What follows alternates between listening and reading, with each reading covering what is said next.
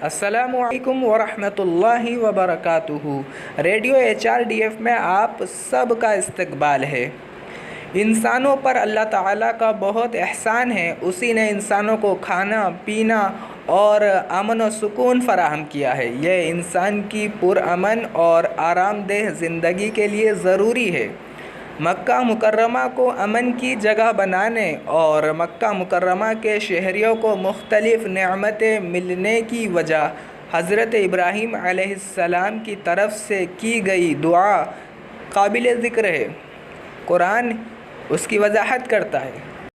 بسم اللہ الرحمن الرحیم وَإِذْ قَالَ إِبْرَاهِيمُ رَبِّ اجْعَلْ هَذَا بَلَدًا آمِنًا وَارْزُقْ أَهْلَهُ مِنَ الثَّمَرَاتِ مَنْ آمَنَ مِنْهُمْ بِاللَّهِ وَالْيَوْمِ الْآخِرِ قَالَ وَمَنْ كَفَرَ فَأُمَتِّعُهُ قَلِيلًا ثُمَّ أَضْطَرُّهُ إِلَى عَذَابِ النَّارِ وَبِئْسَ الْمَصِيرُ۔ جب ابراہیم نے کہا، اے پروردگار، تو اس جگہ کو امن والا شہر بنا اور یہاں کے باشندوں کو جو اللہ تعالیٰ پر اور قیامت کے دین پر ایمان رکھنے والے ہوں پھلوں کی روزیاں دے۔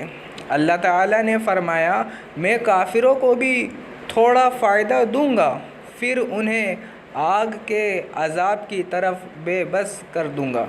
یہ بہت برا ٹھکانہ ہے۔ حضرت ابراہیم علیہ السلام کی وہ دعا بھی یاد کرو۔ وَإِذْ قَالَ إِبْرَاهِيمُ رَبِّ اجْعَلْ هَذَا الْبَلَدَ آمِنًا وَاجْنُبْنِي وَبَنِيَّ أَن نَّعْبُدَ الْأَصْنَامَ۔ جب انہوں نے کہا، اے میرے پروردگار، اس شہر کو امن والا بنا دے اور مجھے اور میری اولاد کو بت پرستی سے پناہ دے۔ سورہ القریش کے ذریعے اللہ تعالیٰ لوگوں کو اللہ کی عبادت کرنے کی تاکید کرتا ہے، جس نے انہیں بھوک میں کھانا دیا اور انہیں خوف سے آزاد کیا ہے۔ شرک تمام برائیوں کی جڑ ہے۔ لوگ اپنے پوجا کرنے والے بتوں کے لیے جھگڑا کرتے ہیں۔ ان تنازعات نے انسانی زندگی کو بہت مشکل بنا دیا ہے۔ مشرکین کو اپنے پیروکار برقرار رکھنے کے لیے اپنے پسندیدہ بتوں کے مجسمے اور پتھر رکھنے کے لیے جگہوں کی تلاش کرتے ہوئے انہیں اجنبیوں کی زمین اور ان کے مال و دولت پر پرتشدد قبضہ کرنا پڑتا ہے۔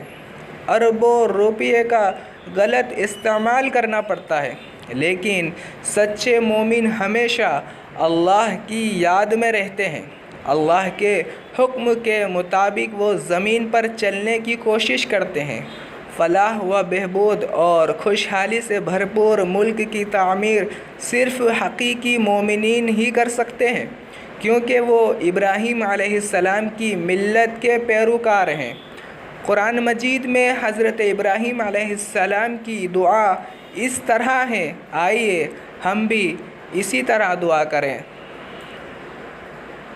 رب إنهن أضللن كثيرا من الناس فمن تبعني فإنه مني ومن عصاني فإنك غفور رحيم۔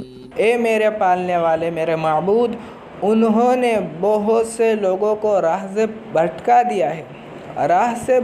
دیا ہے، پس میری تابعداری کرنے والا میرا ہے، اور جو میری نافرمانی کرے تو تو بہت ہی معاف کرنے والا اور کرم کرنے والا ہے۔ اللہ ہمیں ابراہیم علیہ السلام جیسا بننے کی توفیق عطا فرمائے۔ اشراقت نفسی بنور من فؤاد